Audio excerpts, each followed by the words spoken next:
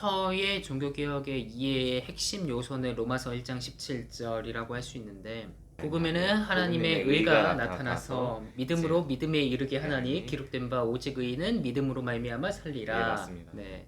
예수님께서 하나님 나라의 왕이 되셨다라는 것이 복음의 핵심인데, 그러면 하나님의 의가 나타났다라고 했을 때도 이 의가 법정적인 개념이 아니라고 한다면 하나님의 그 바로잡음, 관계가 바로잡아졌다라는 이야기로 봤을 때에는 인간과 하나님 사이에 단절되었던 이 관계가 회복이 되었다라는 것이 복음에 나타났다라는 거죠. 그죠? 그러면은 믿음으로 믿음에 이르게 하나니, 이 구절이 굉장히 어려운 것 같아요. 네. 에크피스투스 에이스피스틴이네요. 똑같은 믿음을 가지고 에크가 뭐고 에이스가 뭐고 전치사에 대해서 해석을 해야 되는데, 그러면 이 믿음으로 믿음에 라는 것이 어떻게 해석을 해야 될까라는 것이죠. 그의 이제 믿음을 통해서 결국엔 참된 진정한 이제 믿음으로 간다라고 이제 해석할 수도 있지 않나 싶은데, 과연 그 믿음으로 믿음에에서 그 믿음의 주체가 누구냐가 이제 솔직히 이제 궁금해지는 거죠. 이제. 주체에 대한 그쵸. 문제다. 아무래도 내가 혹은 개인의 어떤 믿음을 통해서 그리스도를 알게 되었고, 그리스도를 향한 어떤 믿음을 가지고서 향한다고 친다면, 이제 과연 그 본 모델이 되는 그 믿음은 어디서 나오는 것이고, 그 향하는 방향점에 대한 얘기를 좀 이제 해야 그러니까 믿음으로 믿음에 라는 그 구절이 하나의 통일된 믿음을 가리키는 것이 아니고, 어떠한 사람의 신자의 믿음이 있고 신자의 믿음의 모델이 되는 또한 믿음이 있다라고 맞습니다. 지금 말씀을 해주시는 거죠. 네네. 개혁주의에서 주장하는 것은 믿음으로 믿음에 이르게 한다라는 것을 하나의 통일된 통합적인 모델로 가져가고 있는데, 사실 그러면은 바울이 두 개의 믿음을 따로 쓸 이유는 없잖아요. 신자의 믿음이 있고 그 믿음의 모델을 주시는 분을 이제 그리스도라고 해야 한다면, 당연히 그 그리스도의 이제 그리스도에게서 나온 그리스도가 가진 믿음을 통해서 구원받는다고 하겠죠.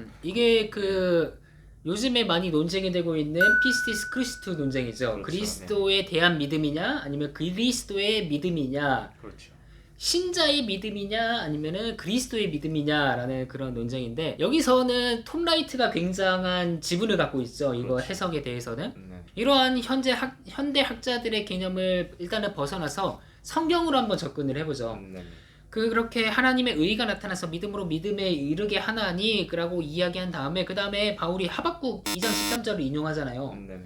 하박국 2장 13절을 바울이 인용하는데 굉장히 모호하죠. 왜냐면은 성경에서 하박국 2장 13절이 로마서에서 한번, 갈라디아서에서 한번, 그리고 히브리서에서 한번 이렇게 등장을 한단 말이에요. 네. 근데 로마서하고 갈라디아서에서는 바울이 똑같이 인용을 하고, 히브리서 기자는 인용 방법이 조금 달라요. 그러니까 바울이 인용한 하박국의 내용과 히브리서 기자가 인용한 하박국의 내용이 다르고, 이 두 사람이 인용한 하박국서의 내용이 진짜 히브리어에 적힌 하박국의 내용하고 달라요.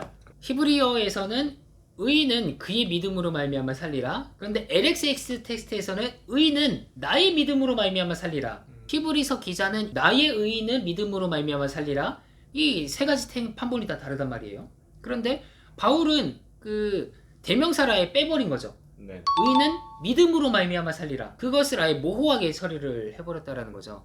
그런 점으로 미뤄봤을 때 이제 바울이 어떤 주장하는 것이 과연 그리스도를 향한 믿음인지 그리스도의 믿음을 보고 신자가 구원을 받는지에 대해서 봤을 땐 저는 좀 더 후자가 좀 더 확실하지 않을까 싶다는 거죠. 아무리 통합적인 의견을 제시한다고 할지라도 그 두 주장은 너무 별개의 얘기이기 때문에. 그쵸. 저는 이렇게 생각해요. 바울이 그거를 통합을 하려고 시도를 했었다.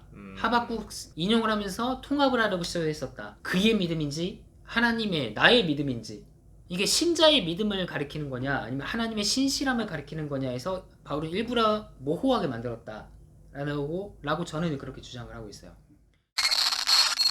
그러면 여기서 하나 또 짚고 넘어가야 할 것이 피스티스가 무엇인가 하는 거죠.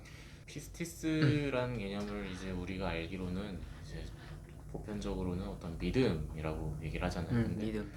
그게 또 요새 나오는 얘기에서는 충성이라고 많이 맞아요. 얘기를 하시더라고요. 그러니까 결국에는 믿는 게, 믿음이라는 것은 진짜 믿는 어떤 마음으로서 믿는 게 아니라 그 주체에게 충성한다라는 거죠. 저도 그 세문교육 플러스에서 나온 책 중에 오직 충성으로 받는 구원이라는 책이 있어요. 그것을 읽고서는 굉장히 감명 깊게 받아들여서 아, 맞아. 이 믿음은 이 믿음이라고 얘기하면 안 되고 충성이라고 이야기를 해야 돼라고 주변 사람들한테 많이 이야기를 하고 다녔단 말이에요. 이 복음이 하나님 나라에 관한 이야기라고 한다면은 결국 하나님의 나라가 있고 로마의 나라가 있는 거잖아요. 네네. 그러면은 이 로마에 대한 충성이냐 아니면은 하나님 나라에 대한 충성이냐라고 그런 전투적인 구도로 갈 수 있다라는 거죠. 그렇죠. 사탄의 나라에서 하나님의 나라로 시민권적인 개념으로 엮어가지고 충성이라는 개념을 가지고 갈 수 있다라고 볼 수 있는데 실제로도 요한계시록에서는 충성으로 번역이 되죠. 네네. 너가 나에 대한 충성을 버리지 않았다라고 거기다가 그렇게 번역을 했기도 하고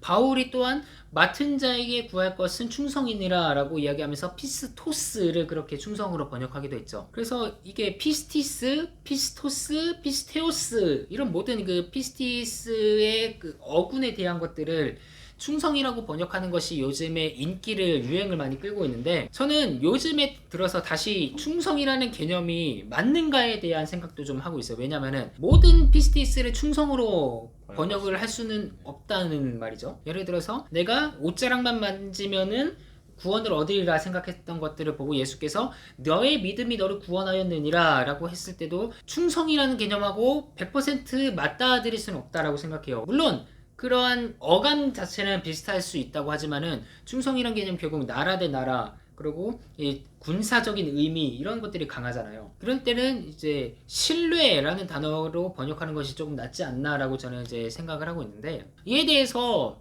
그 니제이 굽타라는 사람이 굉장히 좋은 책을 하나 썼어요. 이 바울과 믿음 언어라는 이런 책인데 이게 피스티스를 헬라어권에서 피스티스가 사용된 용례 그리고 피스티스가 번역된 용례 이런 것들 다 이야기를 하면서 100% 충성으로만 번역할 수 없다. 그래서 이 굽타가 주장하는 것은 이 피스티스라는 것을 믿음이라든지 충성이라든지 신실함이라든지 신뢰라든지 이러한 단어로 하나로 번역할 수 없는데 그 단어를 품고 있는 어떠한 개념에 집중을 하자라고 이야기하면서 관계에 집중을 하더라고요. 그렇죠. 결국 믿음이라든지 충성이라든지 신뢰라든지 신실함이라든지 이런 것들은 나 혼자만의 이야기가 아니라 어떤 대상과 대상 관계의 이 관계성을 이야기하고 있는 거잖아요.